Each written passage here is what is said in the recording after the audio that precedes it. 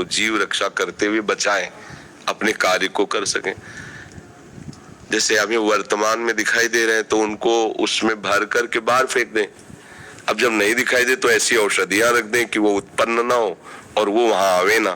अब हमें दिखाई दे रहे टहलते हुए, उनके ऊपर ऐसे केमिकल डाले जिससे वो मर जाए तो पाप तो होगा, ये भोगना पड़ेगा।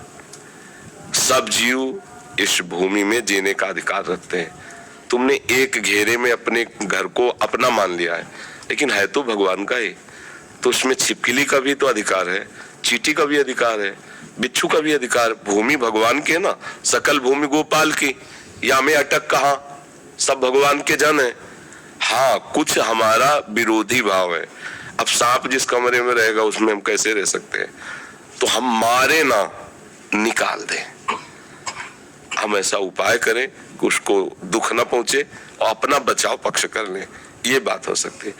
जैसे पोछा लगा रहे हैं, बहुत सी चींटियां हैं, अब आप ध्यान नहीं दे रहे, रगड़ रहे हैं, पाप बन रहा है। पहले फूल झाड़ू लीजिए, ऊपर से ऐसे मार दीजिए, पोछा लगाइए, अगर फिर दिखाई फिर फूल झाड़ू से कर दीजिए। हमारा उद्देश्य न मारना है। अब अचानक कोई आ जाता है तो भगवान जाने। अब हमें दिखाई दे रहा है कोई भी जीव, कोई भी नाम रूप जीव का हो, सब में बराबर अंश है। जितना एक हाथी में उतने एक चींटी में, जितना एक महात्मा में उतने कॉकरोच में, वो पावर सब में विराज हो। हाँ, ये जरूर है कि अनजाने में जो पाप होते हैं वो भगवान क्षमा कर देते हैं। अब चींटियां हैं, उसके ऊपर आप केमिकल डाल दो, अब आपको दंड भोगना। इसमें भी देखना है, बचाव पक्ष अपना रखना है, लेकिन उसको नष्ट नहीं करना है। किसका प्रश्न था? हाँ, ये आपको देखना है।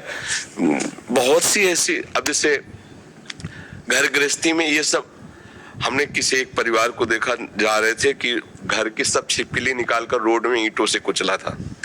दुर्गति होगी, कोई संशय नहीं। आपको ऐसा लगता है? हम कहते ठीक है, हमारा उनका विरोधी भाव है, मतलब भोजन में वो शौच न कर दें, भोजन में गिर न जाएं, तो आप उनको निकलवा कर बात छोड़ दीजिए। संसार है, मारने जरूरी है, उनकी हत्या करना जरूरी है क्या? मुझे लगता है किसी भी जीव की हत्या करने का अधिकार हमें नहीं है। हम अपने बचाव पक्ष में हैं। अब कोई मर जाता है वो बात अलग है, अपने बचाव पक्ष में। क्योंकि अगर सेवा पक्ष दिया गया है तो फिर हो सकता है, क्योंकि उस समय वो धर्म है, उस समय वो धर्म है। अब इस समय हमें वो धर्म, आपत धर्म तो नहीं है ना, तो इसमें हमें विवेक के द्वारा चलना है।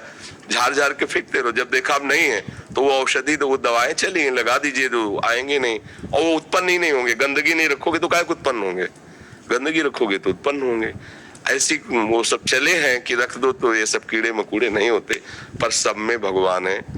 मारना तो हम कभी अनुमति नहीं देंगे, और किसी भी जीव को दंड दोगे। देखो, एक कथा तुम्हें सुनाते, महाभारत की है।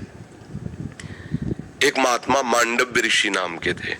वो हाथ उठाकर ऐसे, पहले बहुत कठिन तप संतों को करना पड़ा। कलयुग है तो अब तो नाम जप से ही काम, मंत्र जपो, नाम जप। दाहिने पैर के अंगूठे केवल पूरा शरीर का भार रखकर हाथ उठाकर मंत्र जप रहे थे। उसी राज्य में कुछ चोरों ने राजा के यहाँ चोरी की, राज कर्मचारियों ने पीछा किया, उनके आश्रम में गए और आश्रम में छुप गए, इस भाव से कि महात्मा के आश्रम को देखते ही राज कर्मचारी वापस चले जाएंगे कि यहाँ कैसे चोर छुपे हों।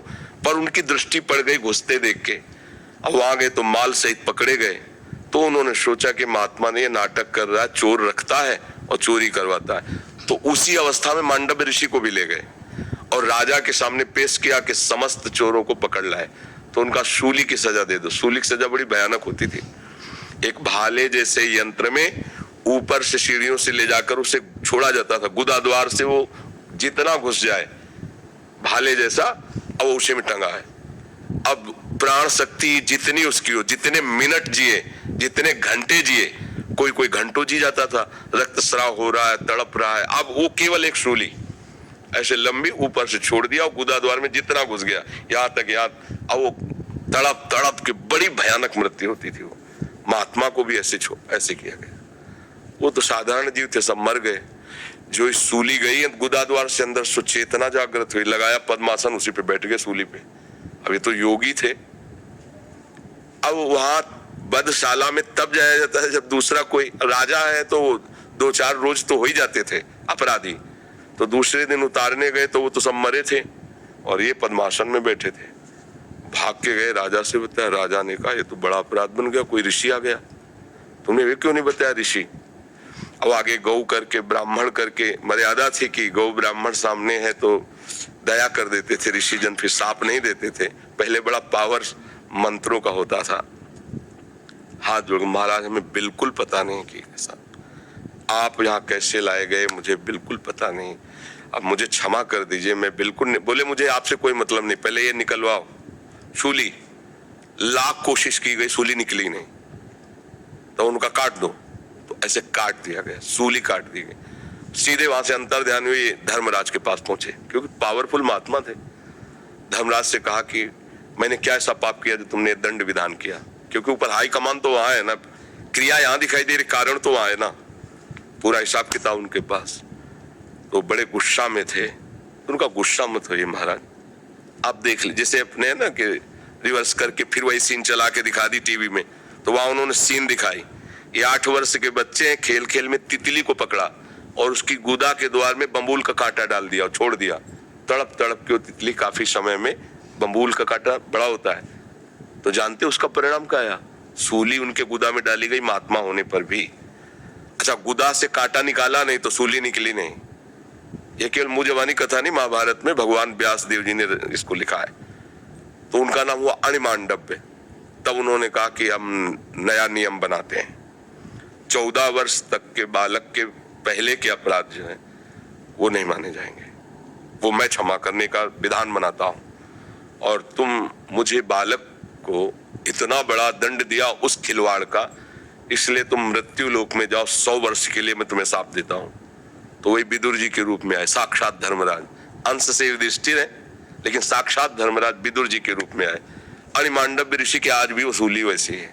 अब आप सोचो, एक महात्मा इतना बड़ा पावरफुल, जो न्यायाधीश को भी मृत्यु लोक में भेज दिया दंड देके, उसकी सूली नहीं निकली।